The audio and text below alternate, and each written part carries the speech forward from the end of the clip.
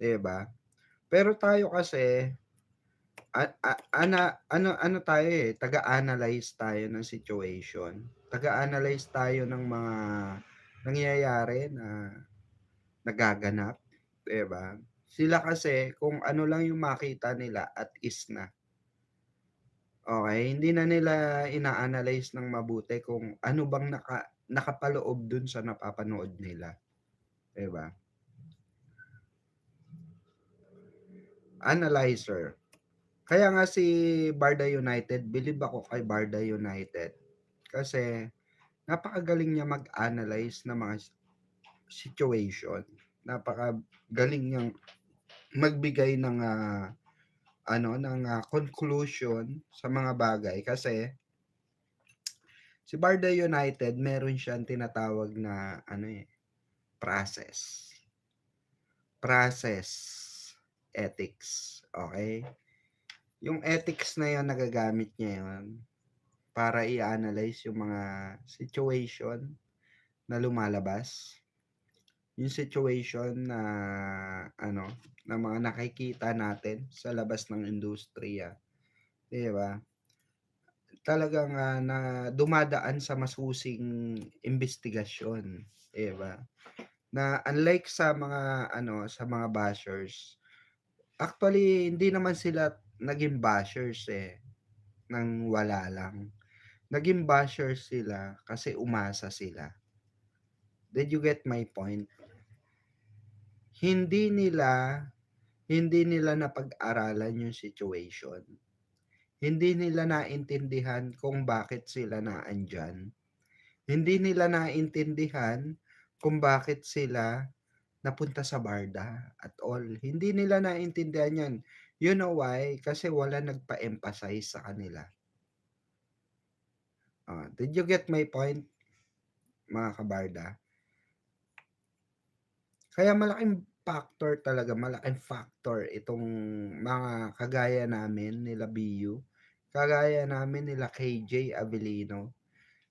Malaking factor kami sa community kasi nga, bakit? Isa kami sa mga nakakapag-enhance sa sa pag-iisip, sa pag-iintindi, okay? Pag-iintindi especially. Kasi kailangan nating intindihin yung bawat senaryo, 'di ba, na lumalabas sa social media. Yung mga kailangan nating intindihin mabuti kung ano ba yung, impact, ano ba yung, mga puwedeng mangyari, 'di ba? Hindi yung, direct to the point na magsasalita ka na, "Ay ganito yan, ganito yan." You know why? Kasi pinapakita mo sa totoo lang napakadaling maging toxic. Ang hirap maging matalino.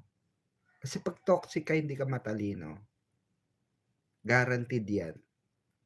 Kahit tanungin yung mga teacher niyo, tanungin niyo, "Ma'am 'pag naging toxic ba ako, bobo ko?" Sasabihin sa inyo ng teacher niyo, "Yes, bobo ka." Kasi you choose to be toxic. Hindi kita tinuruan para maging toxic. Tinuruan kita para magkautak, 'di ba? Dumaan ka sa eskuwelahan, dumaan ka sa school para bigyan kita ng knowledge. Gamitin yung knowledge, 'di ba? Hindi ka dumaan dito sa eskuwelahan na 'to para maging part of toxicity ng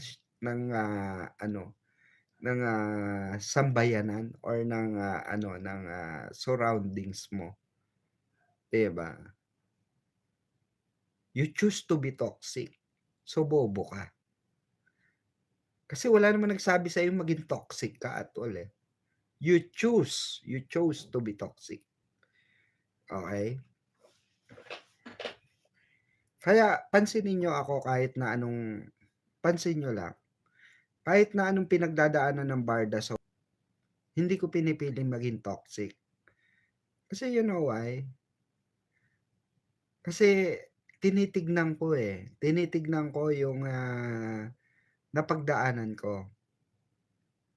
If I choose to be toxic, magiging toxic ako ng lipunan.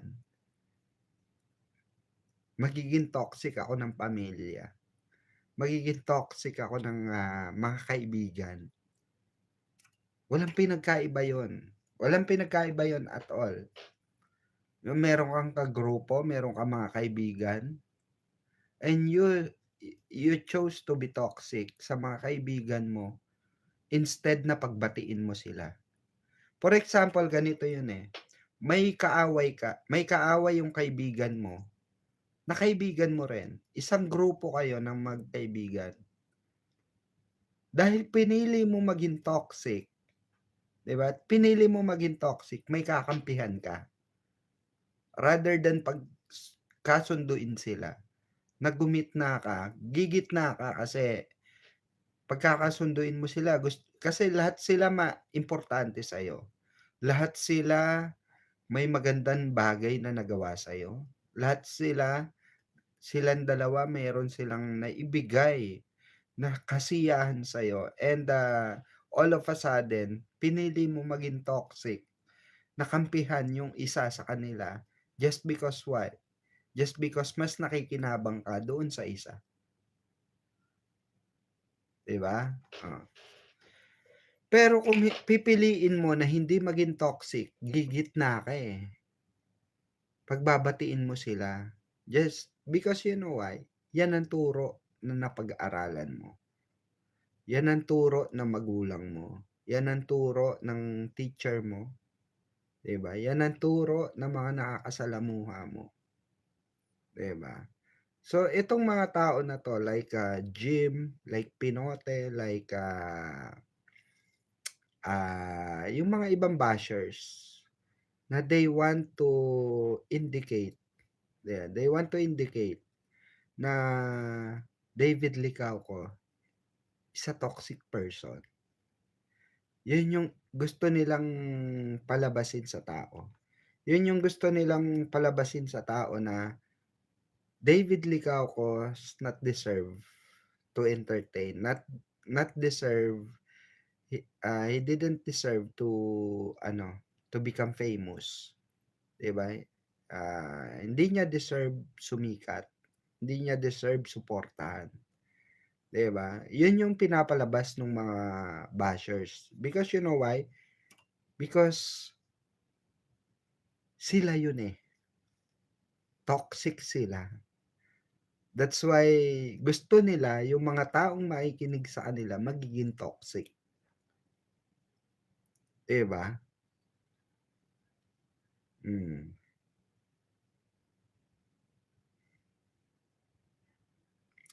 Yes po, Mama Ella Parado. Actually, lutang ako ngayon. But maraming sumasagi sa utak ko. Pansinin niyo, masyado akong seryoso, masyado akong parang matamlay, 'di ba? Just because may pinagdadaanan ako. Pero para sa akin it's a part of life. It's a part of journey bilang isang tao. Hindi ka tao kung wala kang, hindi ka tao o hindi ka totoong tao. 'Di ba? Kung wala kang pinagdadaanan sa buhay. Lahat tayo meron tayong pinagdadaanan sa buhay. The question is, kaya mo ba siyang lampasan? Kaya mo ba siyang tanggapin? Kaya mo ba siyang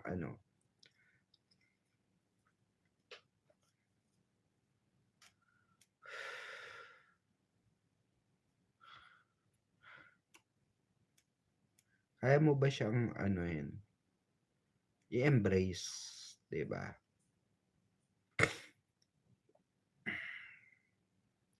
Yes, Tita Grace. Totoo po.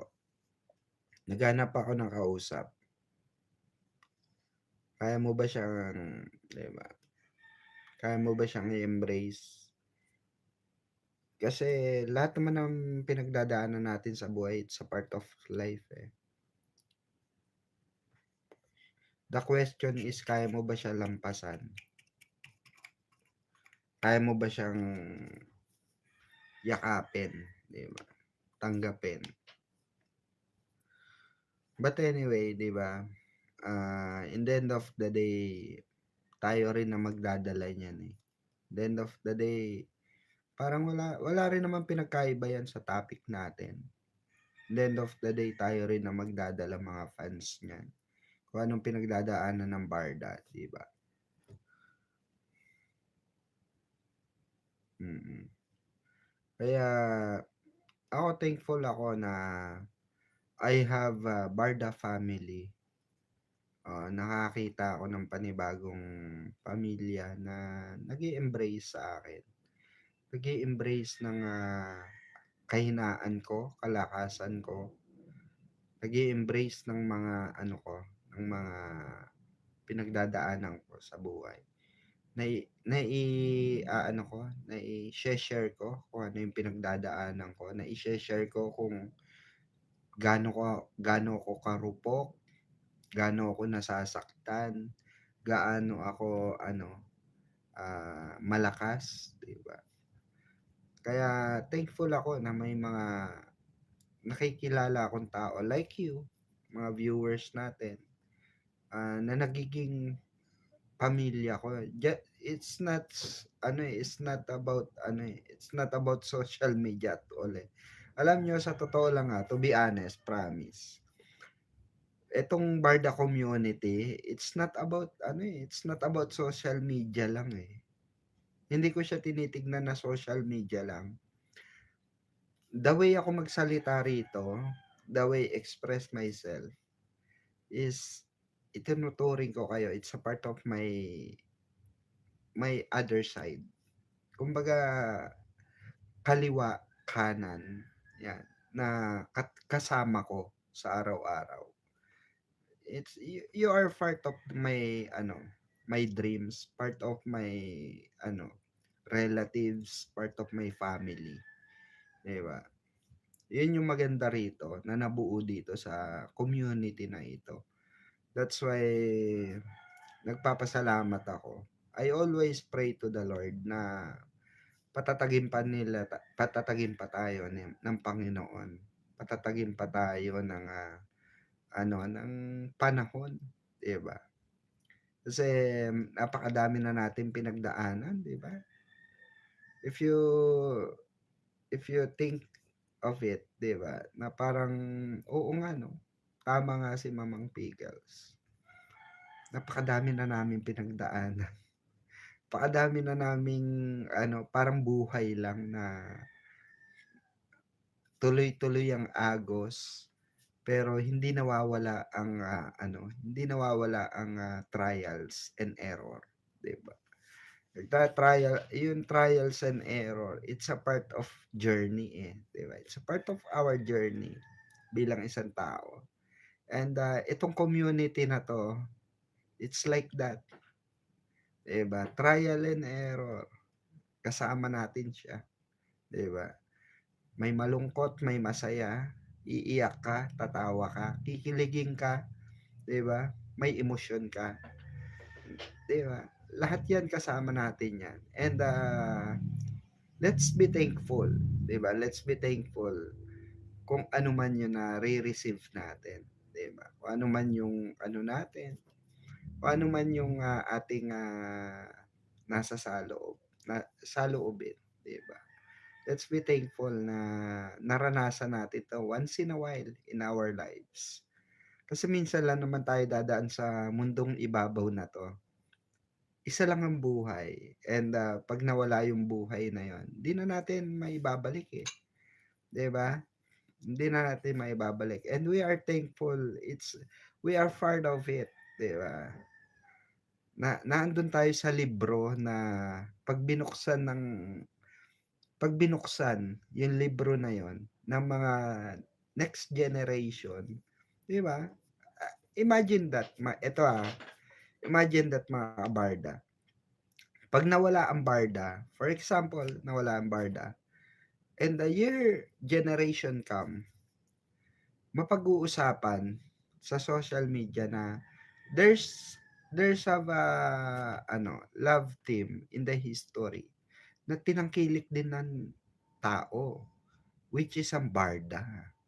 Sinong barda? Sasabihin ng mga bagong kabataan or bagong fandom, sabi, who's that barda?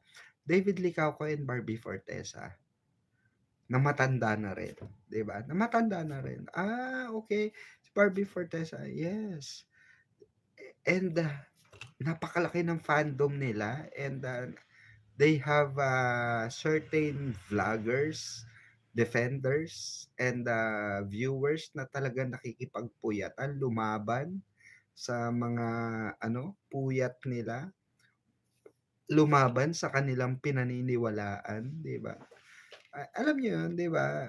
Yung pagbukas ng aklat na 'yon, na siguro tayo, some of you is wala na sa mundong ibabaw na 'to. But still, 'di ba, na makikita or maririnig ng anak nyo, apo nyo na, ay, you know that barda, yung lola mo part niyan, yung mami mo part niyan, yung daddy mo naging part din yan.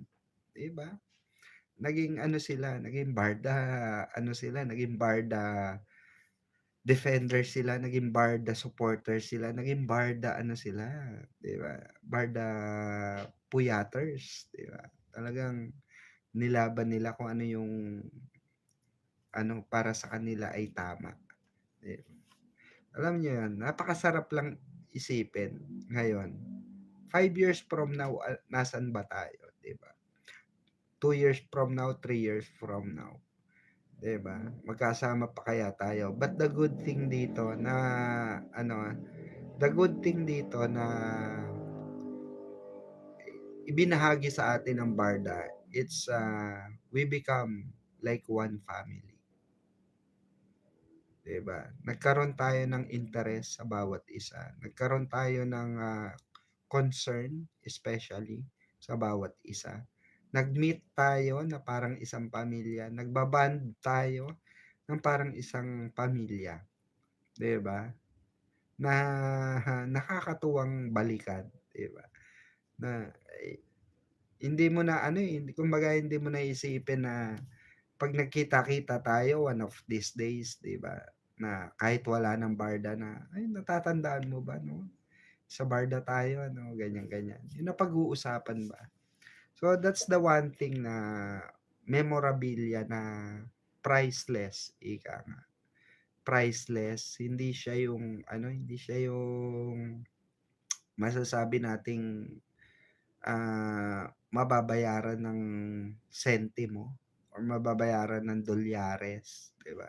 Because it's priceless. Happiness is priceless, 'di ba?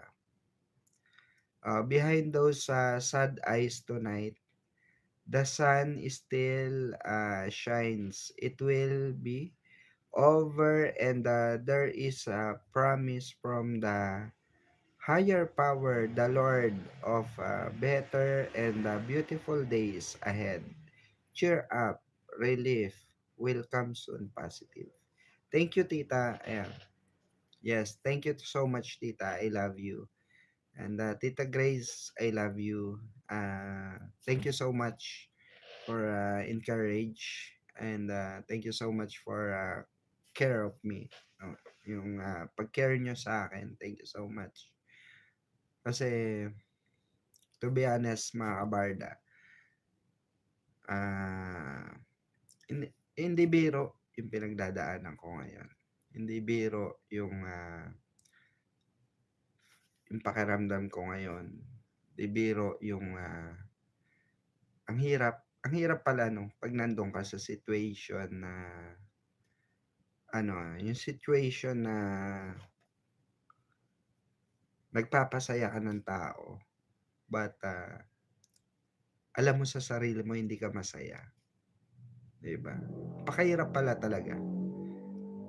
But of course, no, na although hindi ka masaya or mayroon kang pinagdadaanan, 'di ba?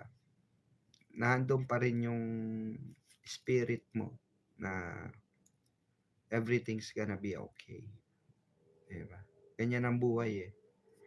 Ganyan ang natin, circulation ng buhay. lahat tayo pupunta sa hukay, lahat tayo pupunta sa kung saan dapat tayo mapunta. But, in the end of the day, kailangan pa rin natin maging masaya. Kaya the hardest part in my life is magpasaya ka ng malungkot ka. 'Di ba? Ang hirap na malungkot ka pero nagpapasaya ka. 'Di ba? Kaya thankful ako na may mga tao sa paligid ko na they can understand everything. They can understand kumbaga yung ano yung pinagdadaanan mo, ano yung kailangan mo na comfort, ano yung kailangan mo na ano, na imagine that, no? Yung Barda, no? Barda, imagine that.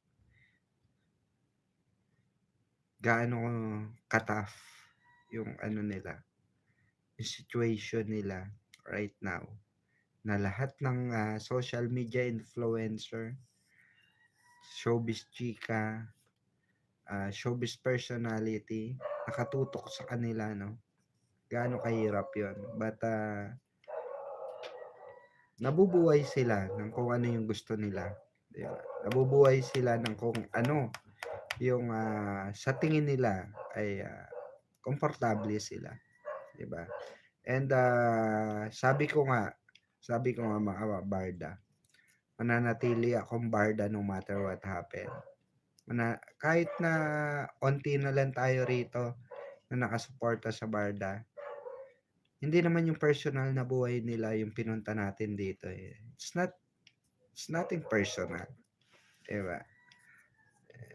Ang goal natin dito is nandyan sila, so suporta natin sila no matter what happen individually. Diba? Importante, nakakapagpasaya sila ng tao. That's the biggest part ng buhay nila na gusto nilang gawin, makapagpasaya ng tao. And the good thing is nakasuporta tayo doon sa part na yon, 'di ba? Forget about negativity. Forget about basher. Basher is always a basher. Negative is always a negative. Positive will be a positive, 'di ba? So, ayun mga kabarda, ayan, maraming salamat. Naka 1 hour na rin tayo. At I hope na, 'di ba? True yan, mamang. Don't worry, madam. Madami ka well wishes, kaya ayan, malalampasan mo yan. Thank you so much, Ma'am Ella. Ayan. Kaya mo yan, malakas ka, sabi ni Tita Grace. Thank you, Tita Grace. Ayan. Thank you so much at ano po, no, bukas na lang siguro sa mga susunod na araw. Kasi baka siguro mga 2 days ako walang live siguro kasi may pupuntahan po ako. And I will update you kung ano ang malay nyo sa pupuntahan ko makapag-live ako, no?